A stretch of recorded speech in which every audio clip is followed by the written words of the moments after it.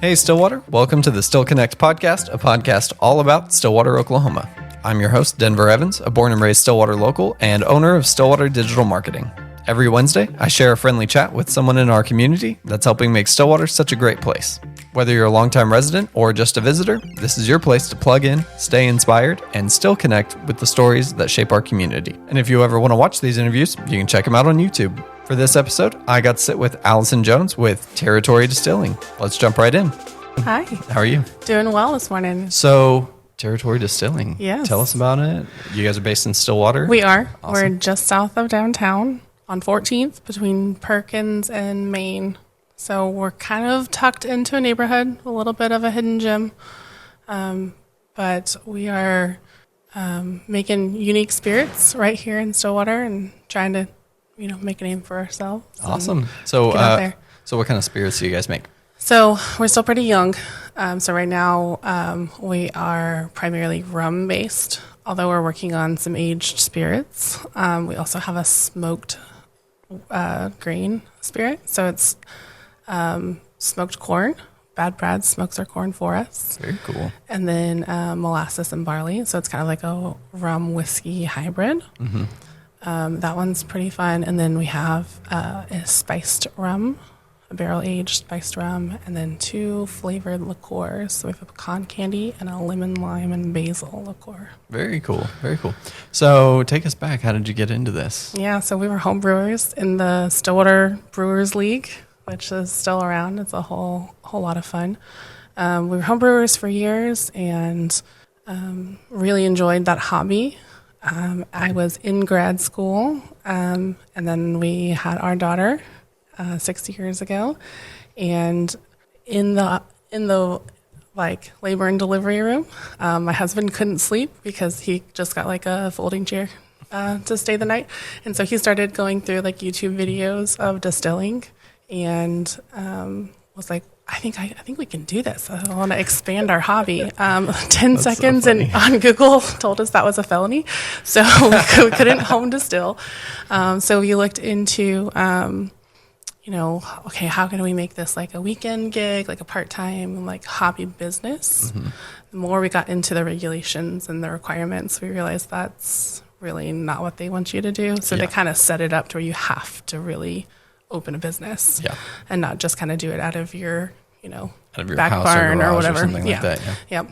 And so I was in grad school, not really looking super excited about working back in engineering, which is what I was previously. Didn't really want to work for anyone else. Again, kind of wanted to do my own thing. And so we just decided, okay, well, this is the perfect opportunity. I'm not tied to anything. I have a degree in food process engineering. Oh, wow. And so, let's just give it a go. So we found a building, rented it, built it out, and started making product. Awesome. It took a long time. Yeah. Because it was right at the beginning of COVID. Oh, so we started in 2020. Yeah. Yeah. And so it took us about 2 years to open, which is pretty industry standard for distilleries. But 2 years to open, and then we've been open for almost 3. Awesome. That's great. Yeah. So what's that been like? It has been a lot of work. You see those memes where you're like, this is what I thought I would be doing, but what I'm actually doing. Right. And it's what I thought I'd be doing is like creating recipes and talking to people and ordering supplies and, making sales and like all that still happens. But mostly what I do is wash dishes and clean tanks. So it's a lot more labor intensive than I expected, which is fine, important, but it's every kind of step of the way we have learned that the reality is different than we thought it would be. Mm-hmm.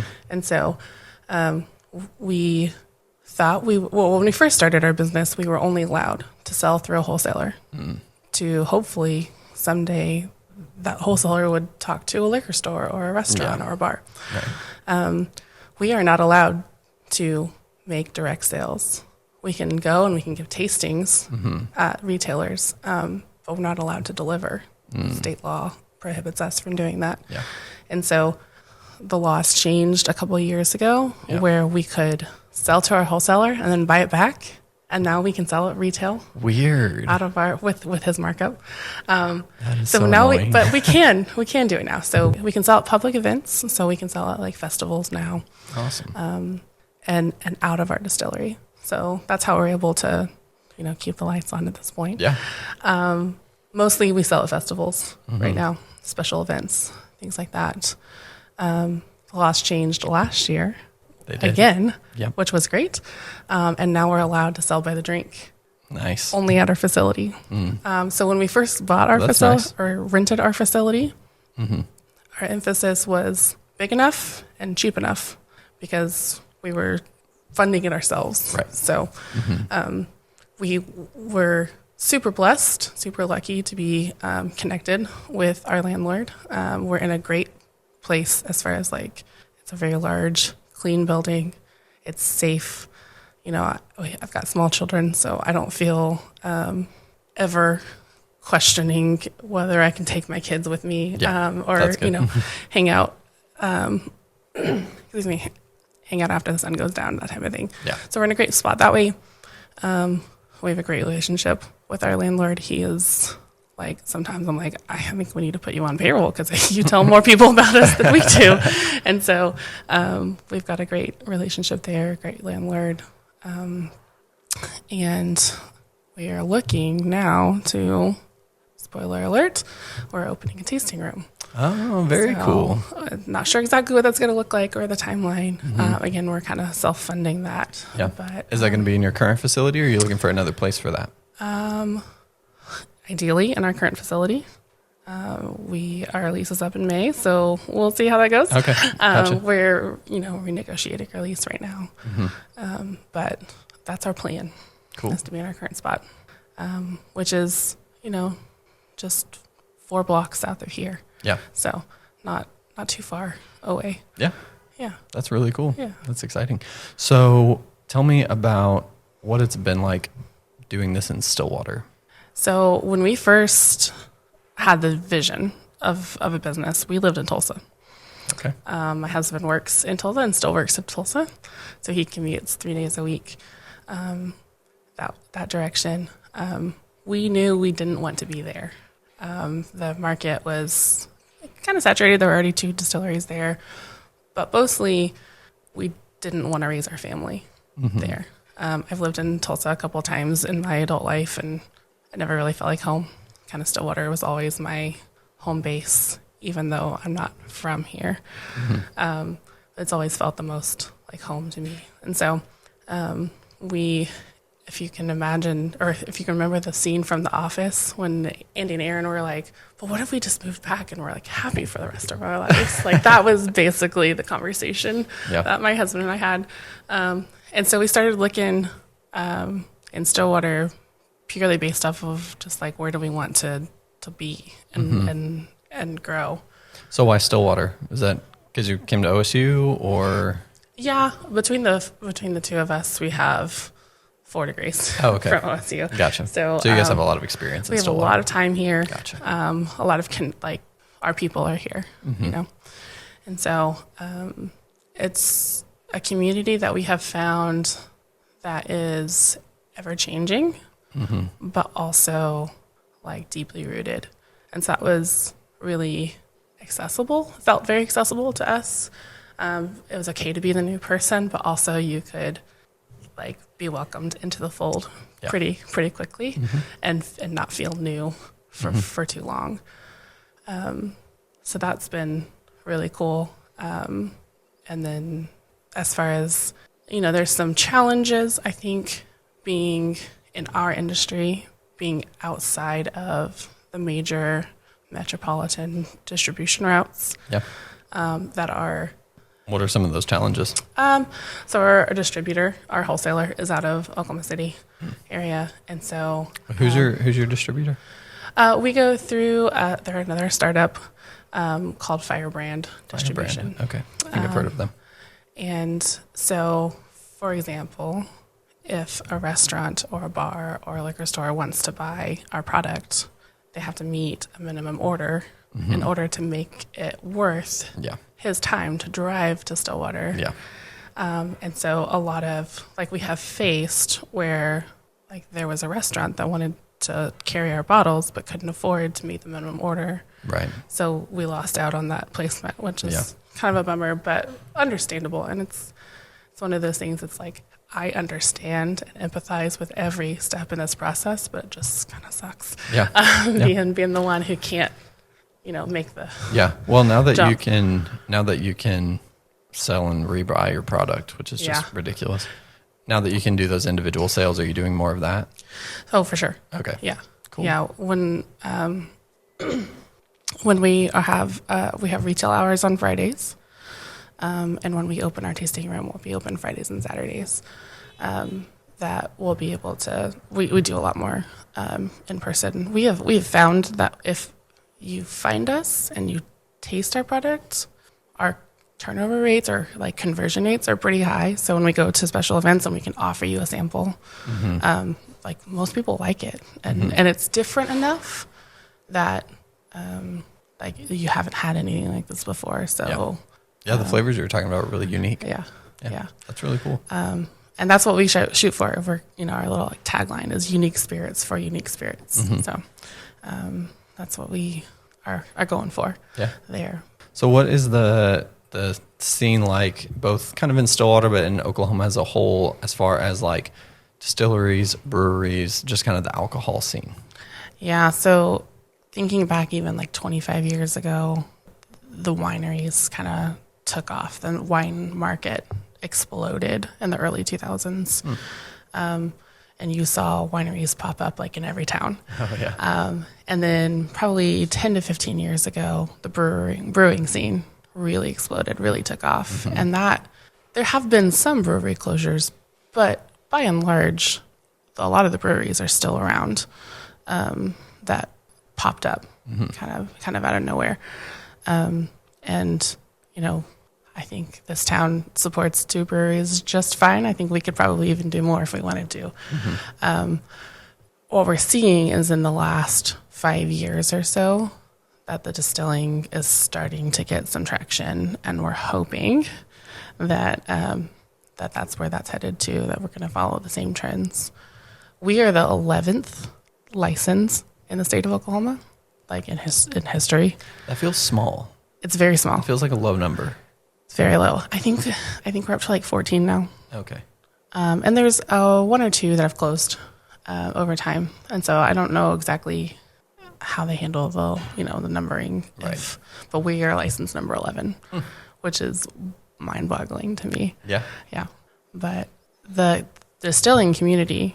So I'm part of the Oklahoma Distillers Guild. It's very supportive, very collaborative. That's cool that exists. When we go to festivals and we see other distillers there, it's never like, it never feels like competition. It's always like, oh, what are you making? It's just like, I say this lovingly as part of the group, it's like a bunch of nerds just getting around and geeking out over what each other are making, because it's all so different. And that's what I love about making spirits, is even if you have the same recipe and the same run process with different distillers making different decisions about where to make cuts between what makes it into the bottle and what doesn't, you're going to have, with 10 different people, you can have 10 very different products. Very cool. So there's an art form to it as well. Oh yeah, it's an art. It's very it's high tech, science. very high tech, but also very personal. Yeah. So how did your degree in, did you say it was food engineering? Yeah. Yeah. So how did that help? So my undergrad's in civil engineering, and I worked in like hydraulics and hydrology for the Corps of Engineers, and then I worked in dam safety. So a lot of like fluid dynamic thought processes there, and then I went back to school for food engineering. A lot of it, I expected to gain more experience in the physics of it all. But really a lot of that kind of came from my civil background. There wasn't a whole lot of new novel concepts. What I really like grew the most in that time was the food science part. So like the chemical interactions, the flavor profiles. Like if you put alcohol in a barrel at this percentage alcohol, it's going to pull out these flavors. But if it's 5% more alcohol, it's going to pull out a wholly different flavor profile. And I think that's super fascinating, but sort of untapped experimental potential that I'm really excited to dive into as we continue. That's great. So what has been your favorite flavor that you've made so far? Oh, it's really hard. I really like rum, and I really like our spiced rum. It is orange peel, rosemary, and nutmeg. So it's not what you would typically think of when you think of a spiced rum. There's no vanilla or caramel notes, none of that like dark and roasty notes. It's more like gin inspired. And so lighter, brighter, but still like warming spices. It's just like fall. Oh yeah. In a glass. Yeah. It's just like a hug from the inside out. That's awesome. That's really cool. So what inspired you to get into alcohol production? Like, so you said you were homebrewers. Yeah. How'd you get into homebrewing? At the time, I got my then boyfriend, now husband, a 5-gallon homebrew gift for his birthday. He was interested, so mostly led by my husband Mason. He's a fan.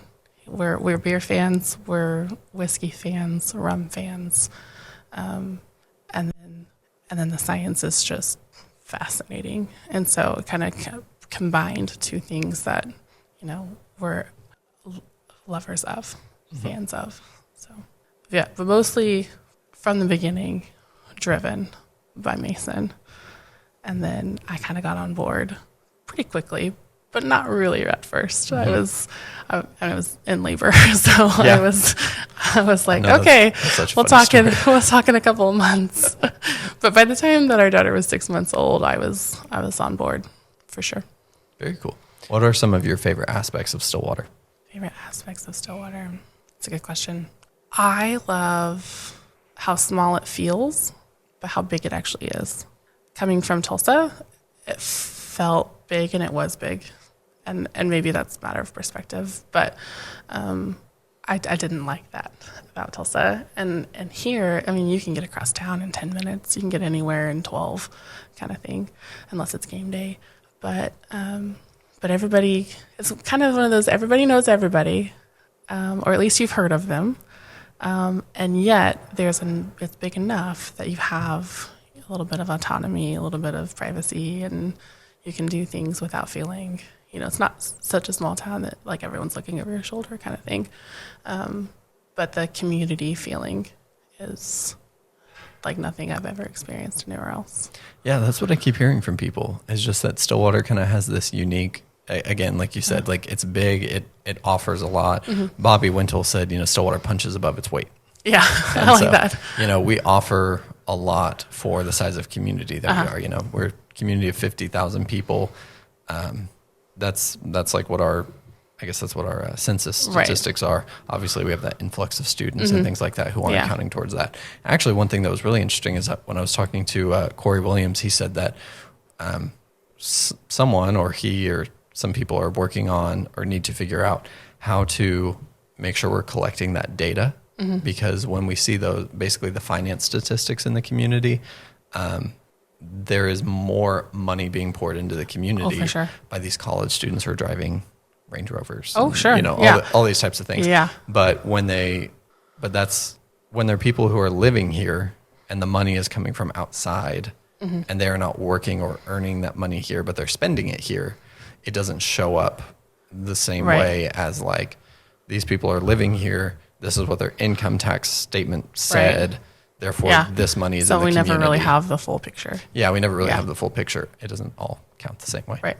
So, yeah, for sure. Yeah, but yeah, Stillwater's awesome. Stillwater's really great. Do you have any favorite like local businesses that you frequent? I have a few. You sent out some questions for me to go through, but I I think on there was what's a hidden gem in Oh, Stillwater. yeah. And for me, it's Nilma's food truck. Oh, yeah. Okay. Nilma's I've snack. heard of it. I've never. Man. Oh, man. It's like life-changing. Oh, yeah. When I first had Nilma's was like 10 years ago, and I didn't think I liked Indian food. Oh, yeah. But someone convinced me to just give it a try, and it's so different than, like, her style of food, of cooking is so different from a lot of others in town, or even like in Oklahoma City or Tulsa. Just like, I may be very wrong here, but I think it's due to like where in India she's from compared to the others. But it's like the coziest comfort food you could ever imagine. Our daughter calls it chicken sauce, her chicken tikka. It is just, it's beautiful. It's so good. And like the loveliest people you could ever hope to encounter is the husband and wife that run Nilma and Krishna, and they're just gems. So they're my favorite for sure. They themselves are the hidden gem. They not themselves, even yes. the food. The food or the is great, right? but themselves, they are great. They, every time we go, they always ask about our kids, and they remember, like facts about them. And I want somebody to approach Nilma and say, I will fund you so you can have a brick and mortar, because that's the one downside is it's a food truck. And so you got to be able to sit outside or eat in your car or take it home. Yeah. But well, anyone who's interested in investing in Nilma's. We can crowdsource this for sure. So just for people who are listening who maybe aren't familiar with it or have heard the name or aren't sure where it is, where is it? Nilma is, she's on Duck, right outside of an apartment complex. I want to say... Isn't it like right by like First Christian? Yes. Kind of close to Gallagher Iba. Between First Christian and Elm. Yeah. And kind of in a field right there, but the entrance is on Duck. Okay. Cool. Yeah. Well, I'll have to go try that. That's really good. Yeah, you should. Yeah. What other places do you like? Downtown. It's still fairly new, I think. I have a 1-year-old, so I've been kind of in a bubble in a little last a while. But Little Sapling Market, I'm a big fan. Yeah, they have a lot of really cool, unique stuff. Very unique stuff. I like that everything is intentional there. It's not just like an explosion of things. She has definitely taken her time and selected exactly what she wants in there. And every time that we go in, so we do the third Friday Friday stuff. And so we take our kids around, and every third Friday, they always have something for the kids to do. That's so cool. So like decorating a card or postcard or something like that. Mm-hmm. Yeah, and when you said she's clearly taken a lot of time to choose all the things that are in her store, I think that's what makes the difference between a local business and a really big corporate store. Like, yes, you can go to Walmart and you can find just about anything that you want, or you can go to a little store that has a really curated selection. Yes. You get those places like Little Sapling Market, Typo Market, those other local like boutiques, basically. And you can just find some really cool stuff that you might not find elsewhere. Yeah. Really My cool. favorite place to shop, though, I think, is the Beatery. Oh, yeah. I mean, there's always something fun and cute going on in there. Yeah. Yeah, there's so much great shopping downtown. Yeah. One little place that my wife and I really like starting to go, this is kind of weird, but it's a Carmen Corner resale shop. Yeah. It's a thrift store. Yeah. But we found some old tapes of mine from like my childhood, those little like tiny VHS, cassettes or whatever. And so we bought a VHS. And then we found out, we went into Carmen Corner one time, they have 25-cent VHSs. So now we've like built out this collection of VHSs. And we've set a goal for 2025 that we're going to like try to watch them all. That's awesome. Yeah, but I mean, it's like a quarter. Like you can't get a movie for a quarter anywhere. Yeah. But it's fun, watching all the old like VHS commercials and stuff like that. We were watching one, I think it was over Christmas, and we were watching the Santa Claus, and one of the trailers was Toy Story before it was in theaters. It was like coming into theaters 1995, and that fun. It took us back to our childhood. For sure. Yeah, you can never have that experience again for the first time. Yeah. So. Unless you watch it on VHS. Right. Yeah. Or if you like try to look up the old trailer or something, but that's always kind of the fun thing is that like you get a new VHS and you're trying to figure out like, oh, I wonder what trailers are going to be on this one. So kind of goofy, but we have a lot of fun with it. Yeah. So, all right. Well, before we wrap up, where do people go to buy your products? So in Stillwater right now, you can buy them from us. Preferred, right? Either way. Well, anyway, so you can buy them from us on Fridays. For the month of January and February, we are by appointment only. Okay. We are renovating our space, and we don't have heat. Oh gosh. So it's come back in the spring when it's a little warmer. But we can meet you there for a couple minutes and sell you something. Or you can go to Still's liquor store on Lakeview and Perkins. Okay. They carry both of our liqueurs, and hopefully soon our aged rum as well, our spiced rum. Our smoked spirit is a warm weather seasonal, so it'll be back because our grain is a seasonal grain. So we have some constraints there, but yeah. That's fun. It's like a limited edition. Exactly. Yeah. Yeah. That's great.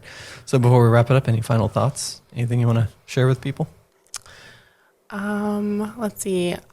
I think I would just say check us out on Facebook or Instagram. You can follow us there. We'll post more information about our build out in our tasting room. I would encourage you to try something new, whether that's spirits or beer or wine or a soda or a new store. Just there's a lot to offer in this town that you probably don't know about. So you could go to a chain restaurant or to Walmart or your favorite local place. Look for something new because there's probably an experience worth having out there. Absolutely. Always shop local. All right. And folks, for those of you who are wanting to check out their social media and things like that, those links are going to be down in the show notes. So awesome. Yeah. All right. Well, thank you so much for your time. Thank you. Thanks for tuning in to Still Connect. I hope you enjoyed that conversation with Allyson. Be sure to check out Territory Distilling on all their social media, linked in the show notes below. And if you loved today's episode, don't forget to follow the podcast on social as well, and to share the podcast with all of your Stillwater friends. If you believe in building community through these conversations, consider supporting the podcast on Patreon, where, for less than the price of a cup of coffee, you can get early access to episodes, a peek behind the curtain at the podcast making process, and a shout out on an episode. With a higher contribution, you can do things like submit questions for upcoming guests, make special requests for the show, get access to online Q&As, and even be on the podcast for an interview segment. No matter what your capacity for supporting the podcast is, every little bit helps grow this amazing community. And we all need community. So even when life gets busy, make sure you still connect.